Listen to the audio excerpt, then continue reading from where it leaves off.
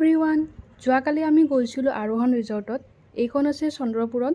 গুৱাহাটীৰ পৰা প্ৰায় এঘণ্টামান লাগিছিল। আজিৰ পৰা প্ৰায় 6 বছৰমান আগতে আমি ইয়াতে পিকনিক খাব গৈছিলোঁ। পিকনিক স্পট আছিল, বাট এতিয়া ইমান ধুনীয়া ৰেষ্টুৰেণ্ট এখন বনাই দিছে। চ' মই ভাবিলোঁ আপোনালোকৰ লগত ভিডিঅ'টো শ্বেয়াৰ কৰি দিওঁ। ৰিজৰ্টখনৰ দুটা পাৰ্ট আছিলে। এটা ছাইডে আছিলে ৰেষ্টুৰেণ্টখন আৰু আনটো ছাইডে ৰুম বনোৱা হৈছিলে ধুনীয়াকৈ ষ্টে' কৰিব পৰাকৈ। ৰুমকেইটা চাওক কিমান ধুনীয়া হয় আৰু ফ্ৰণ্টতে ব্ৰহ্মপুত্ৰ নদীখন আছে।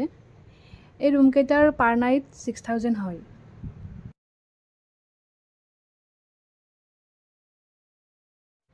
এনেকৈ নদীখনৰ কাষতে ছাইডত বহিব পৰা ব্যৱস্থা আছে।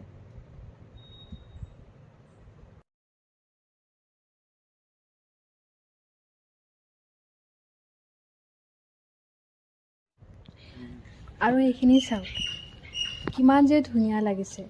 আপোনালোকে দেখিয়ে গম পাইছে ঠাইখিনি কিমান ধুনীয়া হয়।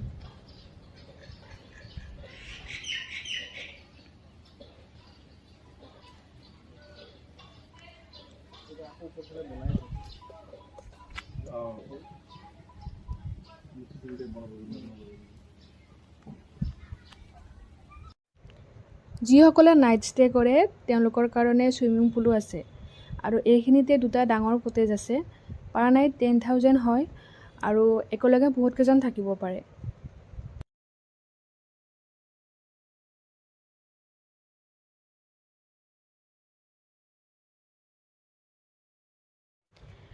আৰু তাৰপিছত আমি ৰেষ্টুৰেণ্টৰ ফালে গৈছিলোঁ। এইখন বোট হয়, ইয়াৰ ভিতৰতো আপোনালোকে খাব পাৰে আৰু ওপৰত উঠি গৈ ফটো উঠিবও পাৰে।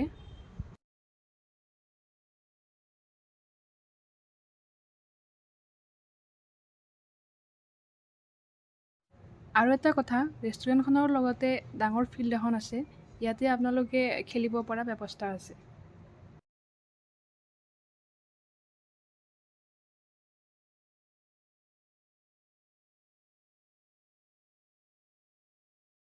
আমি অৰ্ডাৰ কৰিছিলোঁ বাটাৰ নান, চাহী পনীৰ কৰ্মা আৰু চিটাগং। ইয়াৰে স্পেচিয়েল হয় চিটাগং। এইটো আপোনালোকে নিশ্চয় খাব। বহুত বেছি টেষ্টি হয়। আমাৰো বহুত ভাল লাগিছিল খাই আৰু আপোনালোকেও টেষ্ট কৰিব নাপাহৰিব। আৰু ভিডিঅ'টো যদি ভাল লাগিছে প্লিজ লাইক, ছাবস্ক্ৰাইব আৰু শ্বেয়াৰ কৰি দিব।